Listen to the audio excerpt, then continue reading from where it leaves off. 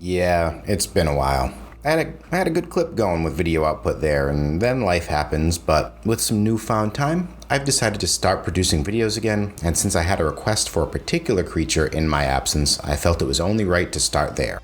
Dark Was the Night is a 2014 horror thriller written by Tyler Heisel and directed and produced by Jack Heller. Jack doesn't have much to his name in the way of directing, but he was a producer on a number of films including Zombieland 2 and a personal favorite of mine, Bone Tomahawk, with my boy Kurt Russell. The plot sees Kevin Durant as Paul Shields fight back against creatures that are attacking townsfolk. This is a grave oversimplification of the movie because it's really a solid character-driven thriller/horror film, and it burns properly slow. The film was inspired by the real-life events known as the Devil's Footprints, which occurred during February 1855 around Exe Estuary in East and South Devon, England. After a heavy snowfall, trails of hoof-like marks appeared overnight in the snow and covered a total distance of 40 to 100 miles. So that's pretty neat. But you're not here for a movie review. You're here for a monster creation. So let's take a quick look at the wall climbing. Is it a lizard or a wendigo or a fishman? Always in the shadows, the creature from Dark Was the Night. Okay, so from that little shtick of mine, you can tell there's a bit of confusion about what this thing really is. The director was quoted in saying the film hosts a never-before-seen monster that's comprised of a number of actual creatures from American folklore. Thanks, Jack. Really, narrows that down. Trying to narrow down where the film takes place would really help pinpoint some of the cryptids to lean on, but the film does a really good job of hiding its stateship. The best I can figure is the idea of an amalgamation of different folklore creatures led to the film's team intentionally keeping the town of Maiden Woods location ambiguous. I'm going to try and figure out what cryptids they drew inspiration from, but before we dive down that rabbit hole, let's talk about the creature's look and its abilities. We don't really get a great look at the creature till the end, which is good because it's fully CG and the effects are not the greatest. The film really leans on the hide your monster technique and it benefits the storytelling greatly. From what we can gather, it's roughly 6 to 7 feet tall and reptilian and bipedal, but will run on all fours. I find the reptilian aspect interesting due to the environment. They could, however, be warm-blooded since this is an unknown creature. They sport humanoidish hands and a bulky upper frame. Their feet also have 3 claws, which can be curled back for walking and extended for attack, likely to also help climb. It also has a narrow snout with forward-facing eyes, denoting that it's a predator, and numerous exposed teeth.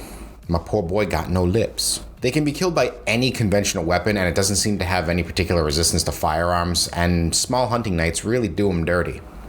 They're naturally stealthy, and they do showcase a level of intelligence recognizing that humans can be a physical threat.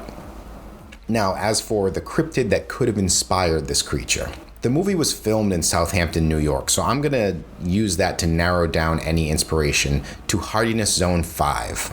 For those who don't know what a hardiness zone is, the USDA Plant Hardiness Zone Map is the standard by which gardeners and growers can determine which perennial plants are most likely to thrive in their location. There's some random knowledge for you. I chose those 5 because of the weather in this film. That being said, the majority of logging takes place in the Pacific Northwest in Zone 5. So we're going to be looking around Washington, Oregon, and far northern California. Some notable cryptids from this region are the classic Bigfoot, the Thunderbird, the Amhuluk, probably said that one wrong, the Lake Chelan dragon, probably said that one wrong too, and the Gumbaro.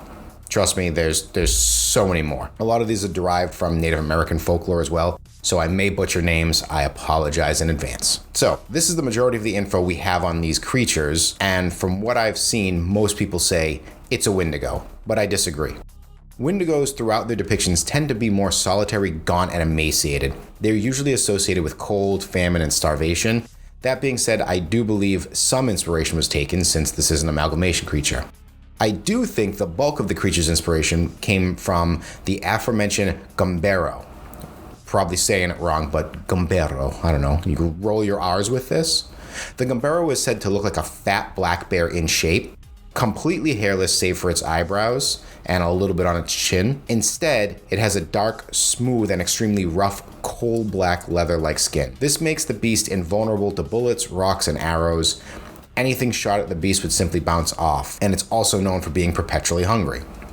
Likely the Gumbaro was inspired by a black bear or other Pacific Northwest bear, but hey, We weren't there when they first came up with this, now were we? In this case, it's fair to say the filmmakers took the more humanoid features of the Wendigo and melded them with that of the Gumbaro. The major difference here is there's no supernatural elements to this creature. The Gumbaro technically is not a supernatural cryptid, it's likely just supposed to have been an animal, but the Wendigo is very much supernatural. There's a ritual that turns you into a Wendigo, you eat people, there's a whole lot to it that eventually I'll cover a Wendigo monster and I'll go into that. These creatures in the film do not have the fortitude of the cryptids mentioned above. Where they make up for that is in their numbers though. So spoilers, but for those who have not seen a movie that is now actually 10 years old, at the end of the film you find out that there's numerous creatures out there. It's not just the single one. So got a little small army on our hands, you know? So we got an intelligent lizard monster that stalks its prey at night. Sounds like it's time to make a new little beastie for the book. The Windbear. Not my most creative name, but it works. Armor class 12, hit points 38, speed of 40 feet, and a 40-foot climbing speed. Damage resistance, cold.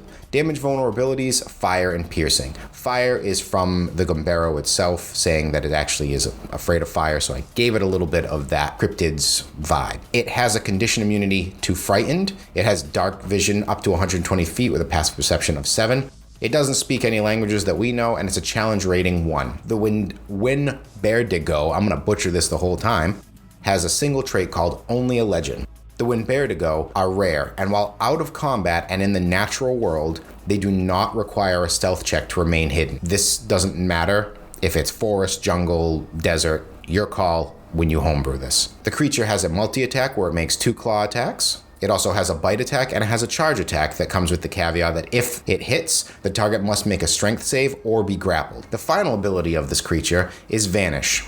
If the Windbear steps into the shadows, it may make a stealth check of a DC 10. On a successful throw, the creature vanishes and gains surprise on the next attack that adds 1d6 slashing. While vanished, the creature can move freely in the shadows without requiring an additional stealth check. This creature is really going to thrive in 2 different scenarios in my opinion. Really early game players that want something that can hit them decent enough that it's going to kill them and also has a little twist with the vanish mechanic. And also mid-game players where you can bump the number of creatures that are up in an environment where the creatures have the advantage. Dark Was the Night was a great film to get back into this with. The creature wasn't overly complicated, but it had some really interesting tricks that I could kind of come up with, which I found would be really fun for early game players, while still providing a challenge for some mid-game, with just an increase in the creature's numbers. If you haven't seen Dark Was the Night, I highly recommend you check it out. It's a good character-driven horror film that reminds me of playing in the woods with my friends and just getting scared of shadows. The blue color grading is a little rough though, so just a heads up on that one. If you enjoyed this video, please leave a comment below on a creature you might want me to do, and consider subscribing. I really appreciate it. Until next time, see you later.